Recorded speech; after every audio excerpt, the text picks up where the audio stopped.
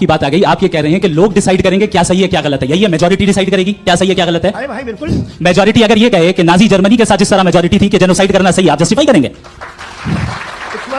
उस वक्त आपका ये सवाल करो तो उसके बाद क्लोज करो। हाँ, उस वक्त प्लेनेट पे जो लोग थे उनमें कितने लोग हिटलर को सही समझते? अच्छा, प्लेनेट की मेजॉरिटी तय करेगी, सोसाइटी की नहीं। प्लेनेट की मेजॉरिटी गॉड के एग्जिस्टेंस को सही मानती है, आप क्यों नहीं मानते?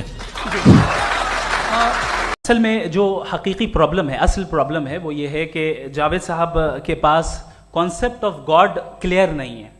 इन्होंने कहा कि कायनात से पहले खुदा तो था, तब भी तो टाइम होगा। ये टाइम कायनात का हिस्सा है। हम खुदा, उस खुदा को मानते हैं नेसेसरी बीइंग का टाइमलेस होना जरूरी है, चूंकि वो टाइम का क्रिएटर है। जब उसने टाइम को क्रिएट किया तो वो खुद टाइम पे कैसे होगा? उसने जब स्पेस को क्रिएट किया तो खुद स्पेस में कैसे होगा? अगर वो टाइम एंड स्पेस को पहले से ही उसका पाबंद है तो फिर किस चीज को उसने क्रिएट किया? लिहाजा ये सवाल गलत है कि खुदा था तो टाइम होगा। बिल्कुल नहीं, टाइम के पाबंद हम हैं, खुदा नहीं है। हम फिजिकल वर्ल्ड से ताल्लुक रखते हैं, वो मेटाफिजिकल रियलिटी है। दूसरी चीज इन्होंने मिसाल दी कि चाय की केतली हवा में घूम रही होगी, और पता नहीं शायद वो बर्टन रसल का उन्होंने हवाला दिया। बहरहाल यही प्रॉब्लम है। प्रॉब्लम यही है कि हम चीजों के दरमियान डिफरेंशिएट नहीं कर पाते हैं। ये जो आपने मिसाल दी ये इमेजिनेशन है, और मैं जो साबित कर रहा हूं वो लॉजिकल नेसेसिटी है। आप इमेजिन करने आए तो कुछ भी करें, जुपिटर में पिंक एलिफेंट होगा, यूनिकॉर्न होगा, करें, उससे कायनात पे क्या फर्क पड़ता है?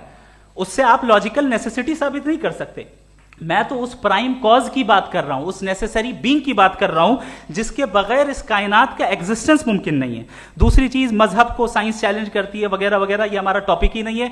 मैं इस पे बात करूंगा तो फिर मेरा वक्त चला जाएगा। मजहब के ऊपर चूंकि हमारी डिस्कशन नहीं है, साइंस को मजहब और बिलखुसूस मैं और हमारा वर्ल्ड व्यू कम अज कम साइंस को पीछे नहीं करता है, साइंटिज्म की मजम्मत करता है। इसकी वजाहत मैंने पहले कर दी। दूसरी चीज इन्होंने कहा वर्ल्ड का नक्शा लीजिए, वर्ल्ड मैप लीजिए, दो अलग अलग जगह की। हजरत, मैंने ये होमवर्क किया था और मैंने मिडिल ईस्ट का एक नक्शा लिया और यूरोप का एक नक्शा लिया।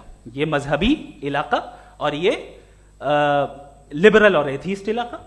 मुझे पता चला कि सबसे ज्यादा रेप केसेस जो हैं वहां पर है।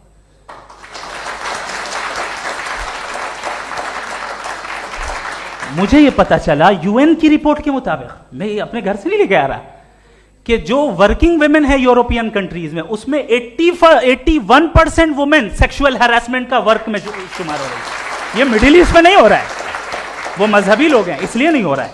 दूसरी चीज, आपने ये कहा कि मजहबी आदमी का अच्छा होना हमारे अच्छे होने से बहुत मुश्किल है, बहुत मुश्किल है। तो इसका मतलब यह है कि गॉड के अलावा आपके पास अच्छे और बुरे का कोई स्टैंडर्ड है। मैं चाहूंगा कि कन्वर्सेशनल स्टाइल वाली डिस्कशन और सेगमेंट पे इसी पे बात कर लेते हैं। Thank you very much. आपके पास 5 मिनट का वक्त है, क्लोजिंग आर्गुमेंट है, उसके बाद हम ऑडियंस से क्वेश्चन आंसर लेंगे। जावेद साहब की क्लोजिंग आर्गुमेंट के बाद। ओके, बहुत शुक्रिया।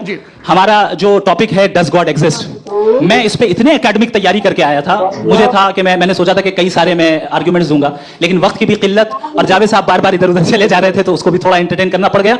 डज गॉड एग्जिस्ट पे मैं एक ही आर्गुमेंट दे पाया। आर्गुमेंट्स बहुत हैं और डेफिनेटिव आर्गुमेंट्स हैं, और मेरे आर्गुमेंट को किसी एक राउंड में भी इन्होंने एंटरटेन नहीं किया और रेफ्यूट नहीं किया, एक राउंड में भी नहीं, एक राउंड में भी नहीं। और ना ही अभी आपका क्लोजिंग आर्गुमेंट नहीं हो, बता देना। Argument of contingency sir. अरे मैं आपसे कई बार कह चुका हूं कंटीजेंसी का मतलब। अब मैं कैसे समझाऊं आपको और कितने आसानी से समझाऊं मैं, मुझे तो नहीं समझ में आ रहा है। आप अपनी आर्गुमेंट ऑफ कंटीजेंसी उर्दू में बोल सकते हैं। हाँ, आप अपनी बात पूरी कर लें जी, आखिरी 4 मिनट। दूसरी चीज, just a minute please ma'am, can I talk?